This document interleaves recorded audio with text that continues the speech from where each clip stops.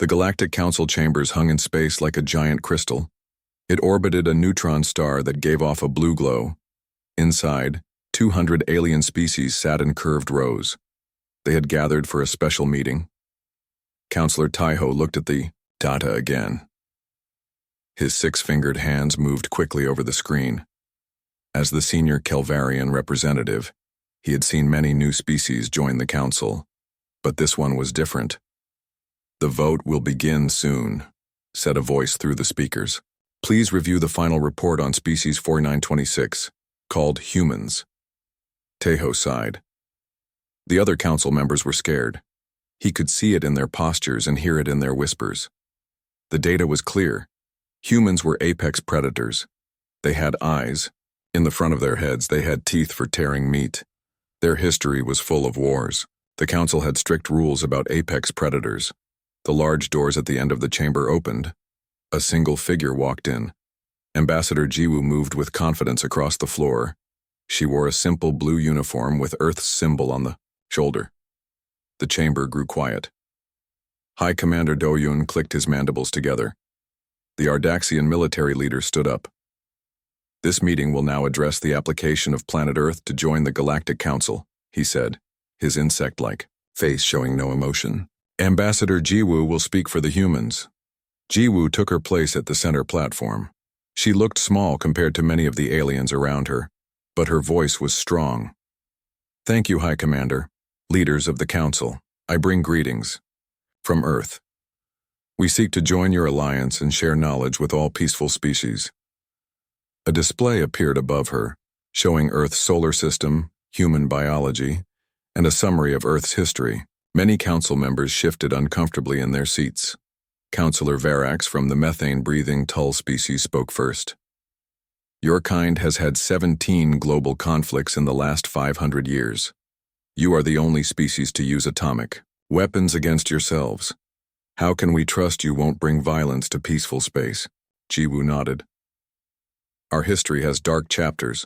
We don't hide this. But we learned from our mistakes. Earth has been at peace for 50 years. Our nations work together now." Another council member, a floating jellyfish-like creature, moved forward. "Your biology troubles us. You are omnivores with predator traits. The council has found that predator species often struggle with cooperation." Taiho decided it was time to speak. He stood, his tall, thin body rising above the others in his section. "I have studied the human data carefully," he said. "Yes, they have predator traits, but they also have strong social bonds. They care for their weak. They form groups not just for hunting, but for building and creating. Their art shows deep, emotional capacity." High Commander Do-hyun clicked his mandibles again. "Counselor Taiho always sees the best in everyone, but facts are facts. Humans are predators with advanced technology and a history of violence. This combination has caused problems before." The chamber filled with murmurs. Everyone remembered the Vrexian incident. The large cat-like aliens had seemed peaceful at first. 3 planets had been destroyed before the council stopped them. Jiwoo waited for the noise to settle. "We understand your concerns, but judge us by our actions, not just our teeth or eyes. In the 2 years since you discovered Earth, have we shown any aggression? We have followed all contact protocols." The debate continued for hours. Some council members spoke for humans, noting their creativity and adaptability. Others warned about their unpredictable nature. Taiho noticed that Jiwoo remained calm throughout, answering questions directly and honestly. Finally, the council leader called for a vote. The chamber darkened. Each member pressed buttons on their consoles. Taiho voted for human admission. He believed in taking risks for progress. The large screen showed the results: 103 for admission, 97 against. "By narrow decision," announced the council leader, "Earth will be admitted to the Galactic Council on probationary status. Ambassador Jiwoo will represent human interests. Standard monitoring protocols will apply for 50 Earth years." Jiwoo bowed her head. "Earth thanks the Council for this opportunity. We will prove ourselves worthy of your trust." As the meeting ended, council members began to leave. Taiho approached Jiwoo. That was well handled, Ambassador, he said. Many were against you before you even spoke. Thank you for your support, Counselor Taeho, she replied. I know some will continue to watch us closely. High Commander Do-hyun joined them, his hard exoskeleton gleaming under the lights. I voted against your admission, human. Your kind makes me uneasy. You have the eyes of a hunter but the smile of a friend. This combination is troubling. Jiwoo looked at the insectoid commander. With respect, High Commander, you think we're dangerous because we're predators? She smiled slightly. That's not why you should be worried. Do-hyun's antennae twitched. Is that a threat, Ambassador?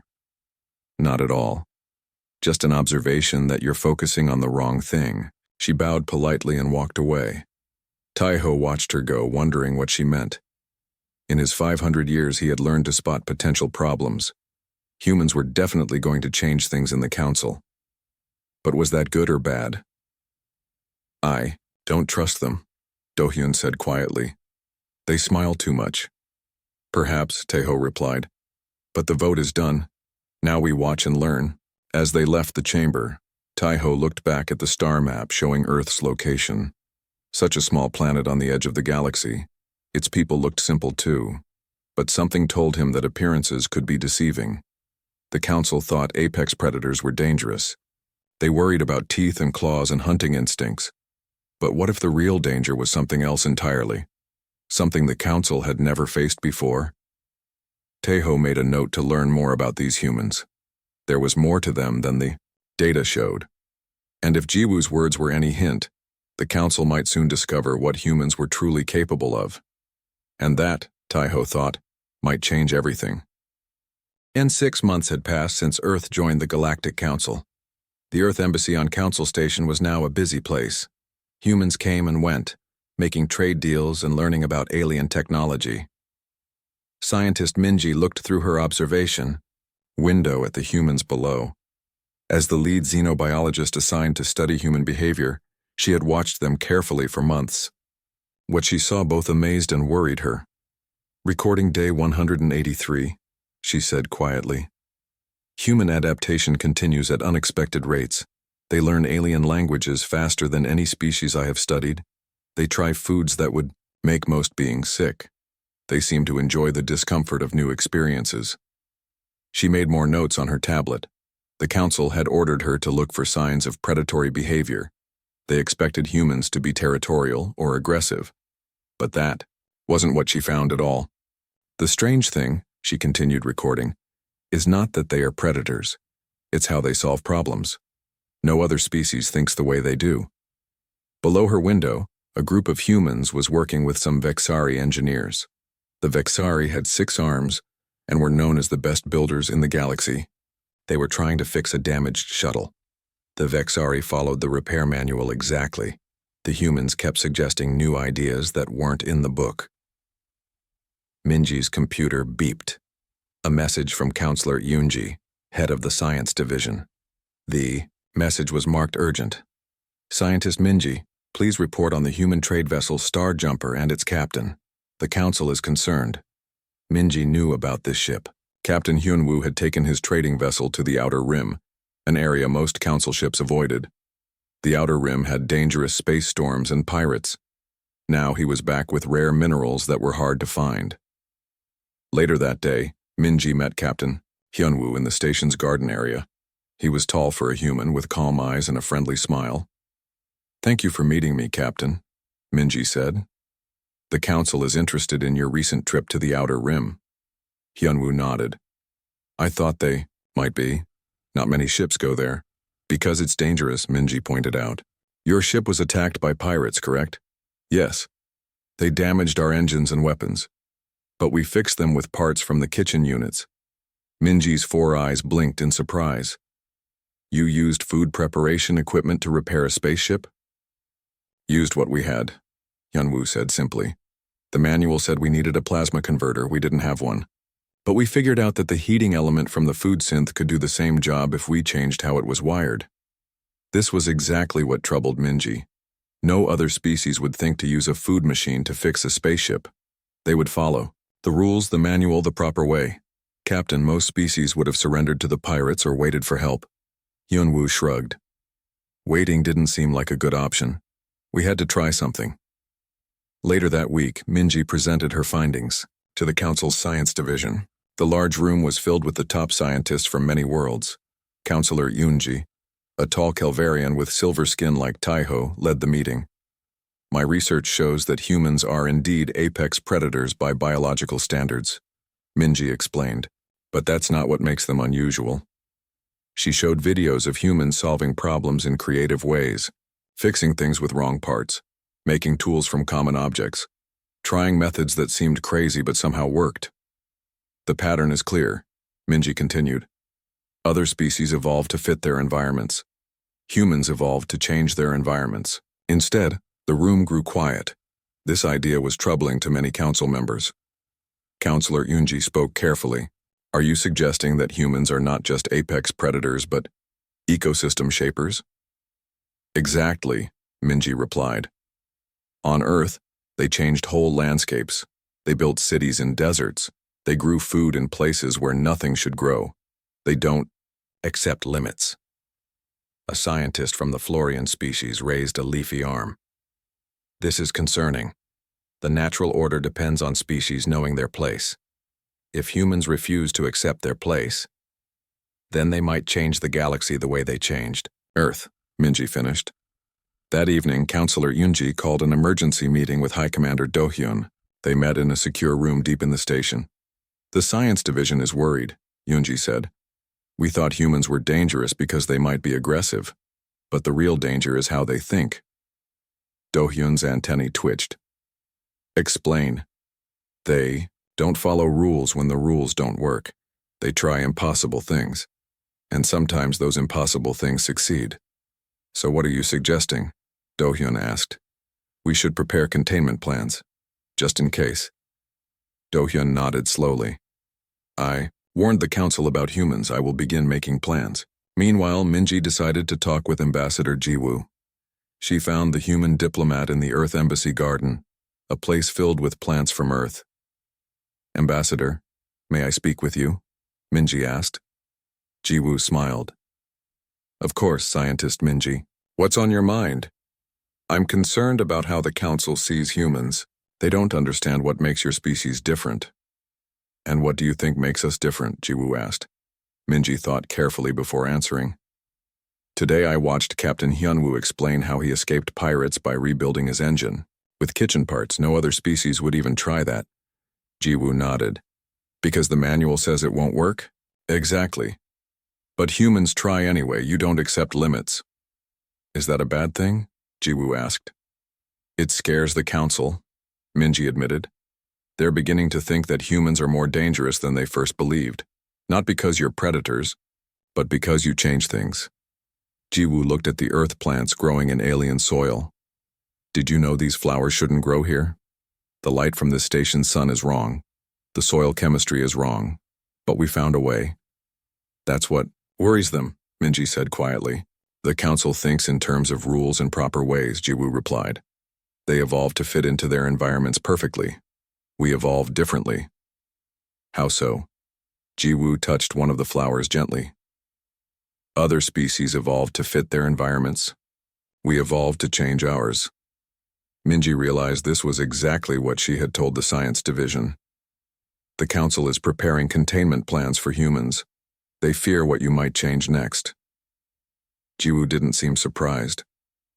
That's a common reaction to things people don't understand. But remember, Minji, not all change is bad. As Minji left the embassy, she wondered if the council was right to fear humans. They were breaking rules that had kept the galaxy peaceful for thousands of years. But they were also solving problems no one else could solve. Perhaps the council was asking the wrong question. The issue wasn't whether humans were dangerous. All species could be dangerous in their own way. The real question was, what would humans change next? And would the galaxy be ready for it? The alert sirens woke Commander Seojin from a deep sleep. He jumped out of bed in his quarters on the human ship, dauntless, and rushed to the command room. Red lights flashed in the hallways. Status report, he called as he entered the bridge. His Second in command, a young officer named Minho, looked up from the main display. Sir, we're receiving distress calls from Proxima Station at the edge of Council space. They're under attack. Seojin frowned. Attack? By whom? Pirates don't usually hit Council stations. Not pirates, sir. The message mentioned something called the Ravagers. No one has heard of them before. Seojin checked the nearest communication station. 3 more distress calls had come in from other Council outposts near the Viridian Nebula. All reported the same thing. Strange ships coming out of the nebula, attacking without warning. Contact Earth Command and the Council, Seojin ordered, and set course for Proxima Station. Officer Gina, his communications expert, looked worried. Sir, Council rules say we should wait for official orders before responding to border conflicts. Seojin shook his head. People are dying. We're going. 3 days later, the Dauntless arrived at Proxima Station, or what was left of it. The once beautiful space station was now a broken shell. Parts of it still burned. Strange ships surrounded it, each one looking like a cross between an insect and a machine. Life signs? Seojin asked. Minho checked the sensors. None on the station. But those ships, they're full of life readings, thousands in each one. Another ship appeared near them. It was a Council military vessel much larger than the Dauntless. Seojin opened a channel. Council vessel, this is Commander Seojin of the Earthship Dauntless. What's the situation here? The face that appeared on screen belonged to Overseer Min Seok, a Council representative. His gray skin looked even paler than usual. Commander Seojin? What are you doing here? This area is under Council military control. We received the distress calls, Seojin explained. We came to help. Min Seok looked tired.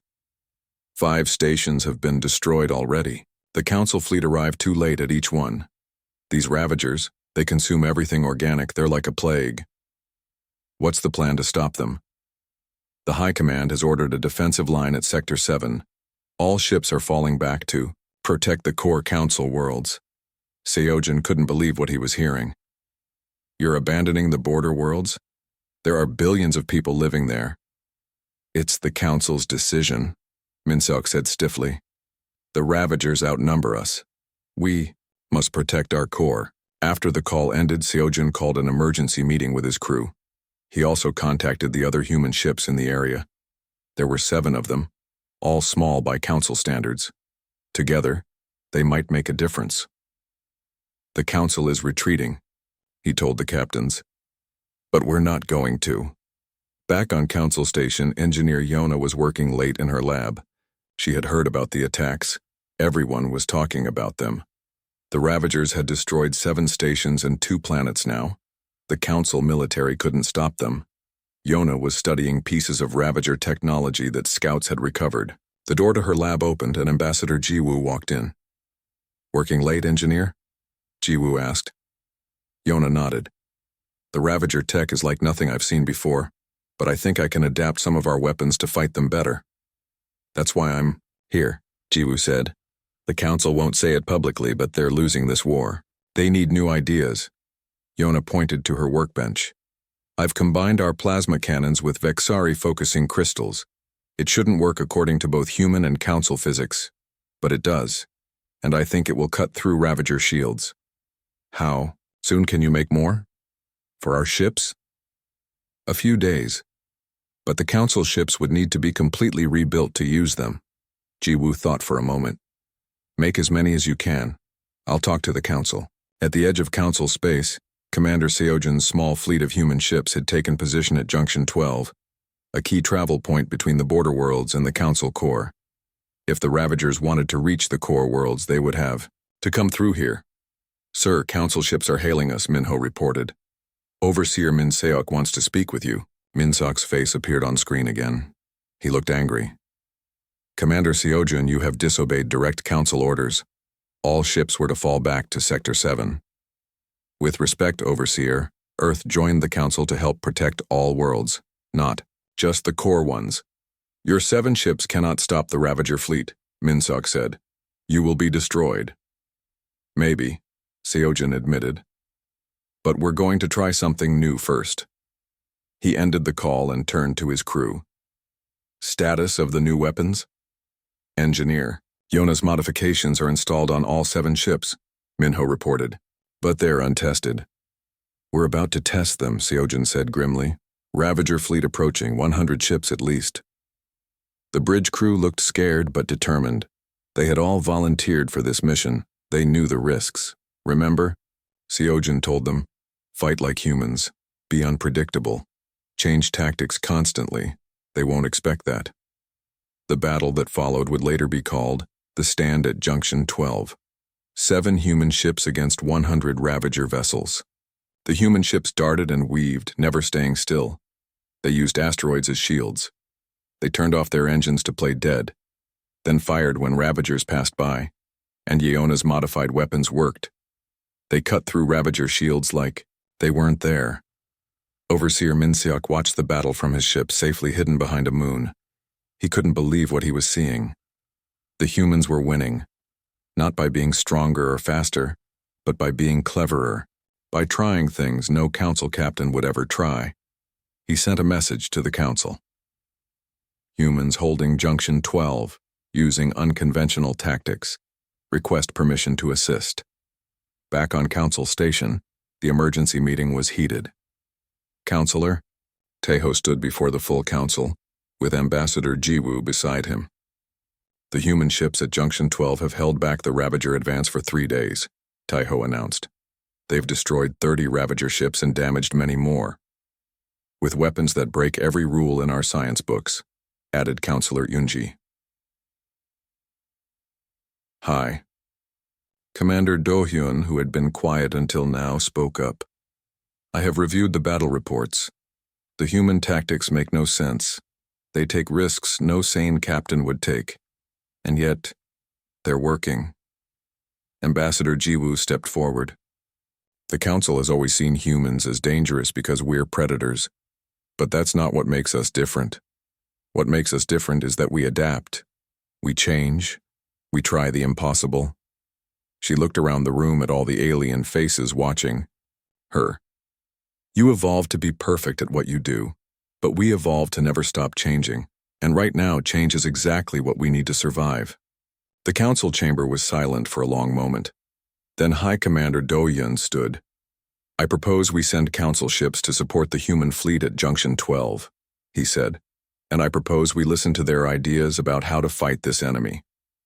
The vote was quick and unanimous. For the first time in council history, they would follow the lead of a new species. As council ships rushed to Junction 12, Commander Seojin's fleet continued to hold the line. They had lost 2 ships now, but the other 5 still fought on. Behind them were billions of lives on dozens of worlds. They would not retreat, and now finally they would not stand alone. The emergency council chamber was filled with leaders from all major species. The mood was grim.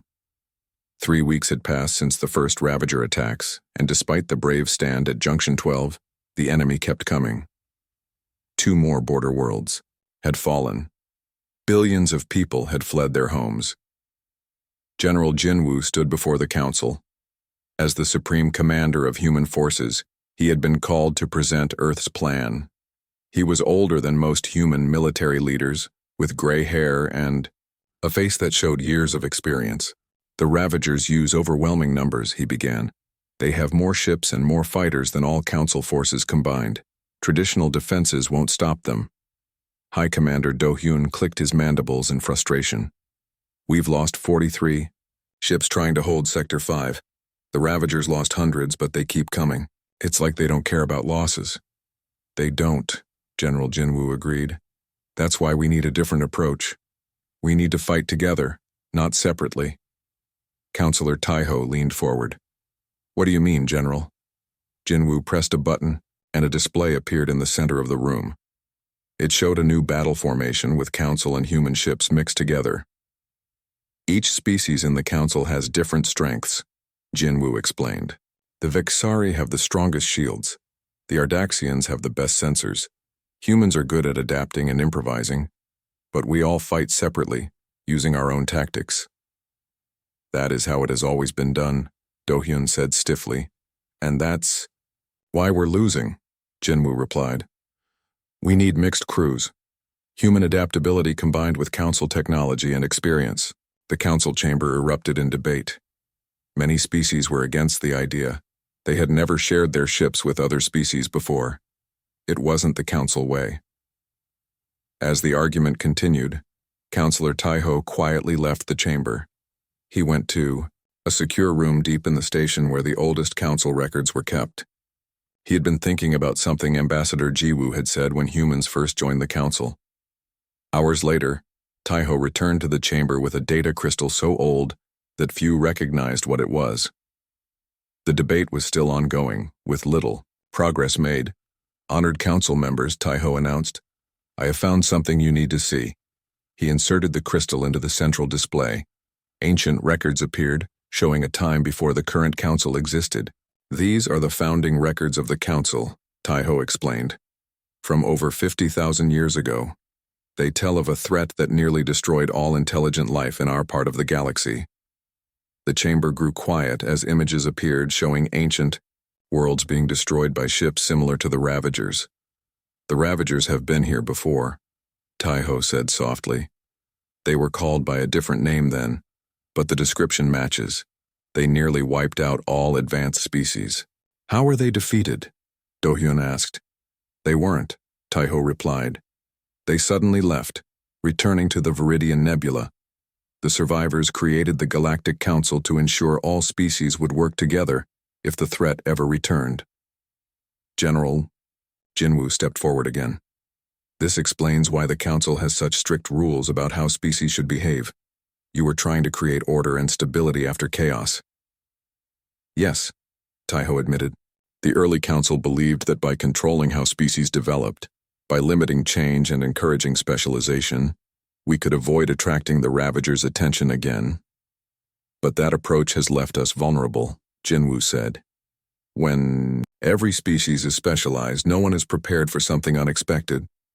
The chamber was silent as everyone considered this.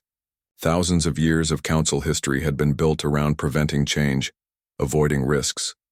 And now those very rules might lead to their destruction. Ambassador Jiwoo spoke for the first time since the meeting began. The council fears humans because we don't fit your rules. We change things, we take risks, but right now change is what we all need to survive. General Jinwoo displayed a new battle plan. We don't want to take over council ships or give orders to council captains. We want to teach you how we think, how we adapt, and we want to learn from your experience and technology. He turned to High Commander Do-hyun, not as separate species fighting side by side, but as one united force learning from each other. Do-hyun was quiet for a long moment. Then he said, explain the difference between how humans evolved and how council species evolved. I want to understand. General Jinwoo nodded to Ambassador Jiwoo, who stepped forward. Most species in the council evolved through specialization, she explained. The Vexari developed the galaxy's strongest natural armor. The Ardaxians developed perfect communication within their colonies. Each species found their perfect place in their environment and stayed there. And humans? Do-hyun asked. We never specialized, Jiwoo said. We were never the strongest or the fastest or the best at anything. So we learned to change ourselves and our environment instead. We built tools. We created new solutions when old ones failed. She looked around the chamber. You evolved to be perfect.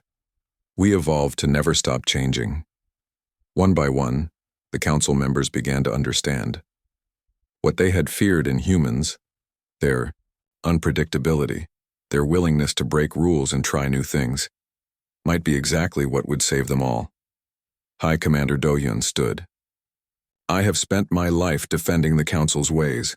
I believed that order and rules would keep us safe. He looked at the ancient images of the First Ravager War.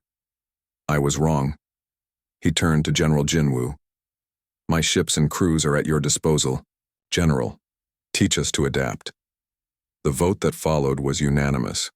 For the first time in council history, species would mix their crews and ships. They would learn from each other. They would change. As the meeting ended, Councillor Taiho approached. Ambassador Jiwoo. When you first came to the council, you said we feared you for the wrong reasons. You knew this day would come, didn't you? Jiwoo shook her head. No one could have predicted the Ravagers. But I knew that someday the council would need to change. All things must, eventually. Even a system that has worked for 50,000 years? Taiho asked. Especially that kind, Jiwoo replied. The longer things stay the same, the more dangerous change becomes when it finally arrives. As Jiwoo left the chamber, a message came from Junction 12. Commander Seojin's fleet had held their position. Council ships were arriving to support them, and for the first time since the war began, the Ravagers were retreating. It wasn't victory yet, but it was hope, and sometimes, hope was enough to change everything. 1 year had passed since the Ravager War ended. The rebuilt council chambers were larger than before, with a circular design that allowed all species to sit as equals. Light poured in from the crystal dome above, casting rainbow patterns across the floor. Chancellor Jiwoo stood at the center platform. She wore formal council robes now, but they were styled with elements from Earth fashion. As the first human leader of the Galactic Council, she had overseen many changes in the past year. Today marks 1 year since the final battle at the Viridian Nebula. She began. 1 year since Council and human forces pushed the Ravagers back to wherever they came from. The chamber was filled with representatives from all member species. Among them sat Admiral Do-Yun, his insectoid features now familiar to humans throughout the galaxy. The former High Commander had changed during the war, learning to value adaptability over rigid rules. The victory came at great cost, Jiwoo continued. We lost many brave people. 17 worlds were damaged or destroyed. But we survived because we learned to work together in new ways. She activated the main display, showing a new star map of the galaxy. Different colors represented different species and how they had spread since the war. Before the Ravagers came, Council species rarely mixed. Each stayed in their region, developing along approved paths. But now look at us. The map showed how species had begun to move and mix throughout Council space. Human ships carried Vexari, engineers. Ardaxian colonies welcomed Florian farmers. Old borders were fading. We are stronger together than we ever were apart, Jiwoo said. Each species brings different strengths, different ways of solving problems. Admiral Do-Yun stood and walked to Jiwoo's side. Once her greatest critic, he was now one of her strongest supporters. A year ago I thought humans were dangerous because they were predators, he said. I was wrong. What makes humans unique is not their teeth or their hunting past, it's their refusal to accept limitations. He gestured to the gathered representatives. They've taught many of us to think differently, to try new approaches, to adapt. The doors at the back of the chamber opened, and a new figure entered. Representative Suman walked slowly to the center. She didn't look human, but she didn't belong to any known council species either. Her skin was blue, and she had 4 arms. This was the first time a member of her species had visited the council. This is Representative Suman of the Tailor, Jiwoo introduced her. Their planet was discovered 3 months ago at the edge of what was once Ravager territory. Admiral Do-Yun added, Initial scans of the Tailor showed something interesting. They are not apex predators like humans, but they share something important: adaptability. Murmurs spread through the chamber. Some council members looked worried. They remembered how they had feared humans when they first arrived. Suman spoke in a musical voice. My people thank the council for this welcome. We have watched the stars for many years, wondering if we were alone. When your ships found us, we were building our first warp engines. She held up a small device.